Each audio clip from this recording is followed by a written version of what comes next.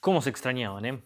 ¿Cómo se extrañaban estas noches de Copa Libertadores, sinceramente? Y uno lo dice con el más profundo, ¿no? De la bronca, de la desazón de estos últimos años. Es algo que a Boca no le puede volver a pasar. Es algo que a Boca no le puede volver a pasar. Estar 2 años, ni siquiera uno, te digo, sin disputar la Copa Libertadores. Porque Boca y Copa Libertadores van de la mano. Y no me vengan a decir, bueno, pero hace cuánto no salen campeones. No importa. Los clubes grandes tienen que jugar la Copa Libertadores. Están obligados a jugar la Copa Libertadores. Y así como Boca está obligado River, está obligado Independiente, Racing, y si quieren podemos sumar a San Lorenzo. Y así lo de otros países, ¿eh?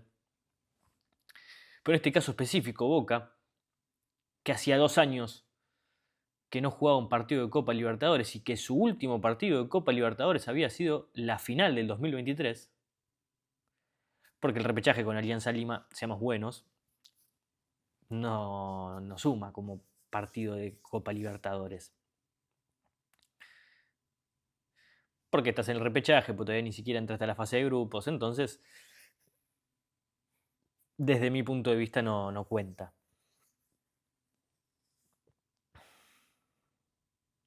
Y con todo ese peso, con todo ese trasfondo, los jugadores de Boca salieron a jugar un partido,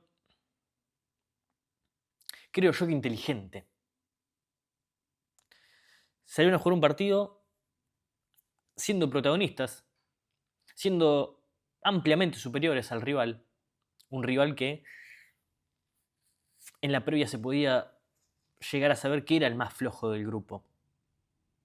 Pero empezar de visitante, con esta carga de tantos años sin disputar un partido de fase de grupos, con la obligación de ganar, porque después se te venían justamente los dos más complicados, si bien unos en la Bombonera. Boca con todo eso salió y desde el minuto uno, por capacidad de Boca, por inoperancia del rival, se quedó con la pelota, se hizo dueño de la pelota, de la posesión. Que después iba a ver qué iba a estar haciendo con esa pelota. Los primeros 10-15 minutos no se jugó. Los primeros 10-15 minutos se charló más entre todo que lo que se jugó realmente. Porque el árbitro estuvo muy flojo. El árbitro del partido para mí tuvo dos errores garrafales en el encuentro, que lógicamente podría haber cambiado todo. Porque más allá de que no lo hayan repetido más que una sola vez, a mí la patada de Weigan, no a Weigan, de Weigan, para mí era roja. No recuerdo a quién le mete la patada sobre el costado derecho, pero para mí era roja. Porque termina dejando la pierna derecha elevada y termina impactando con la pierna del rival. Más allá de eso, el partido de Weigan fue desastroso. Y después la patada de Valencia a Weigan, ya con el partido 1-0, también era de roja. Lo peor que el árbitro ahí sí cobró infracción y sacó amarilla. En la de Weigan ni siquiera amarilla, ni siquiera falta cobró.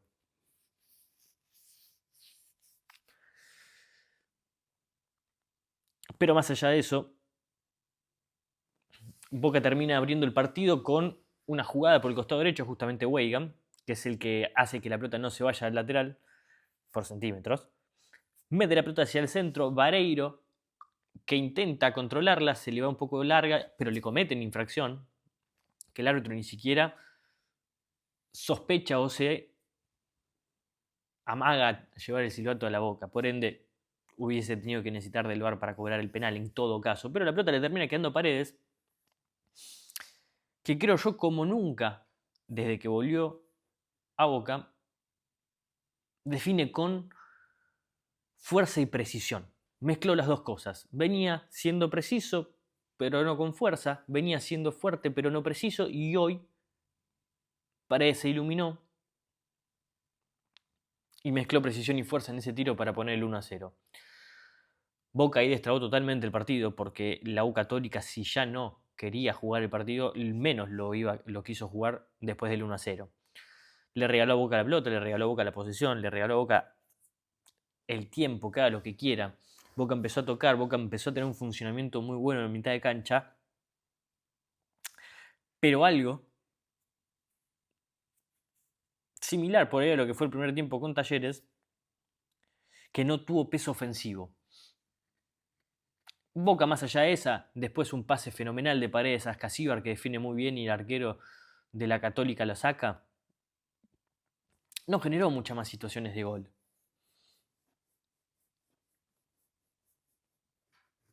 Vareiro no influyó, le ganaron inclusive muchas veces en ese forcejeo típico del paraguayo.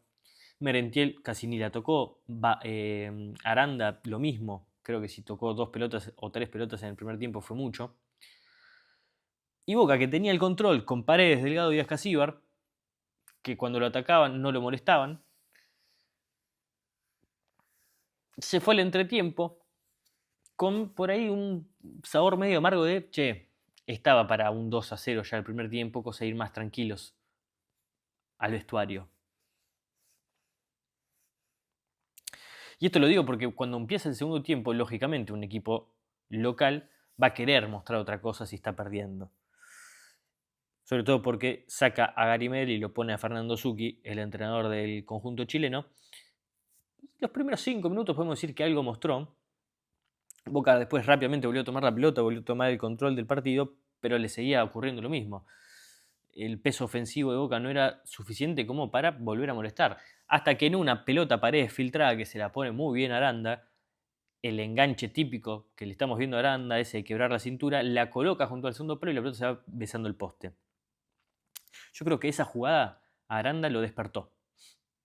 Yo creo que esa jugada lo que hizo, o lo que le hizo darse cuenta a Aranda es que estaba ahí la clave. Estaba en ese costado y estaba en encarar, encarar, encarar y encarar.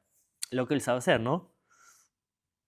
Pero que por ahí, por el primer tiempo, como estaba tan cerrada la defensa de la U Católica, pensó que por ahí no tenía espacio. Después de una conjunción de malas salidas y cancherear de más con la pelota a Boca, que le ha pasado en varias oportunidades hoy, de cancherear de más con la pelota, de querer salir con un toque más del que necesitaba la jugada. Se libera Aranda por izquierda, se lleva 2 jugadores hacia el centro, hacia la zona del área, y muy inteligentemente lo pasa Blanco por atrás, y Aranda le mete un taco fenomenal para que el ex Rosario Central se meta casi dentro del área para meter el pase al segundo palo y que Vareiro aproveche y convierta. Otra vez Vareiro, otra vez una jugada iniciada por Aranda, otra vez un desborde y otra vez el gol para que justamente el paraguayo convierta, que ya viene en una buena racha, podemos decir, el ex San Lorenzo.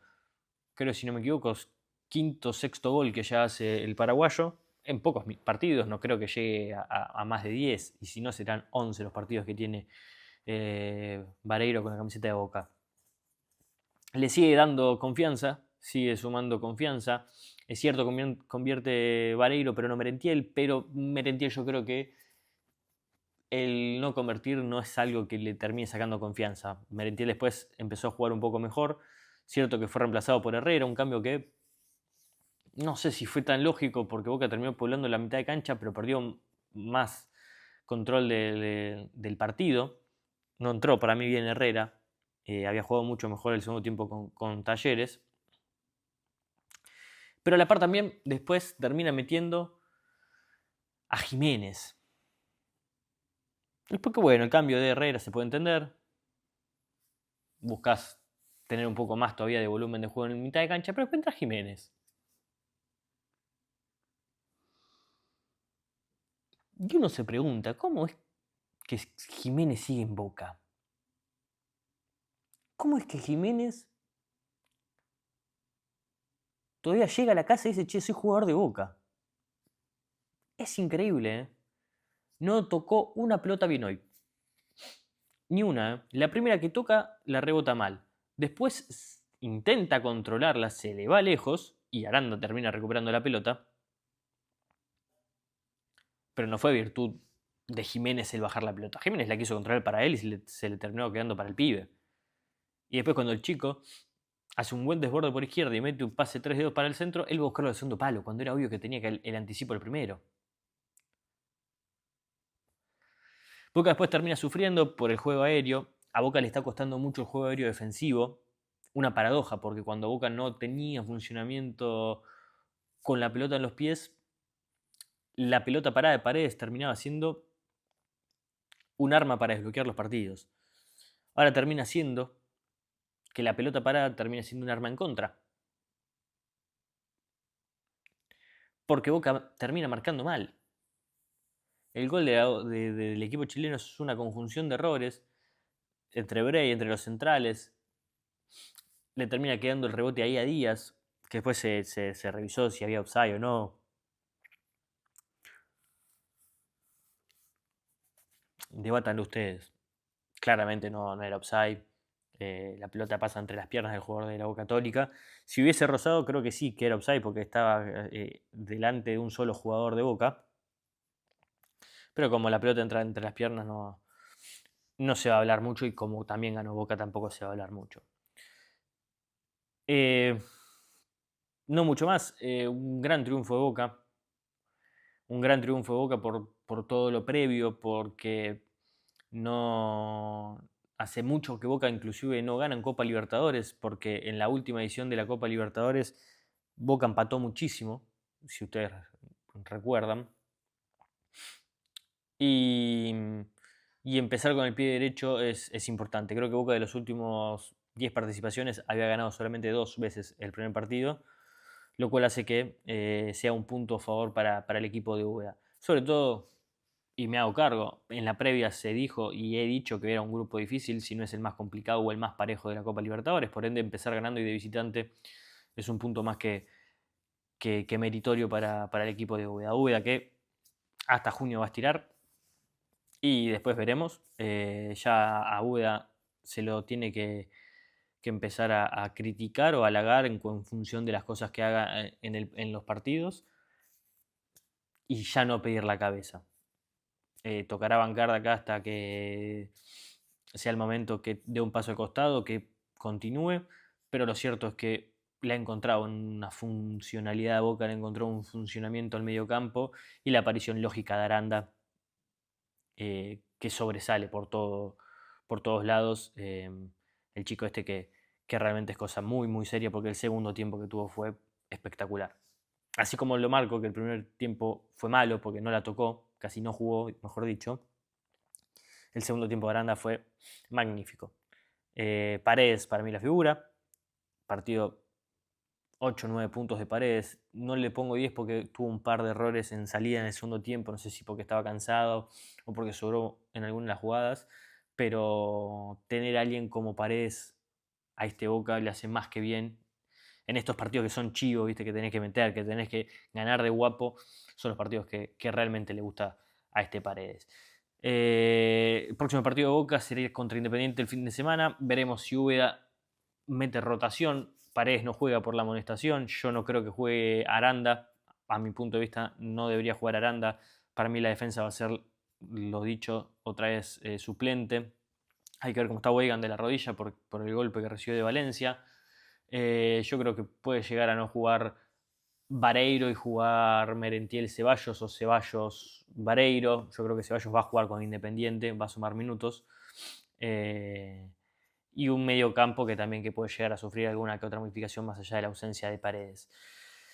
Porque después Boca se le viene Barcelona en la Bombonera, cierto, pero después también River, después viaja a Cruzeiro, después Defensa y Justicia. Así que tiene esos 3 partidos que son Barcelona, River y Cruzeiro. Boca los tiene que jugar sí o sí con los titulares.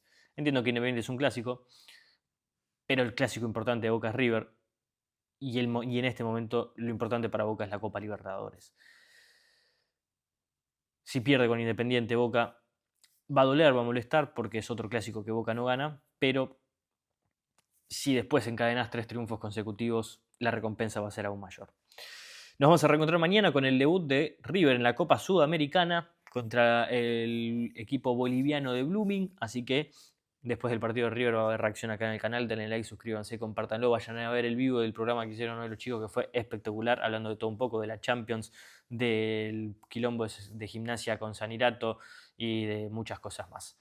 Así que nos reencontramos mañana. Acuérdense, post River Blooming acá en el canal de Para qué te traje. Chau.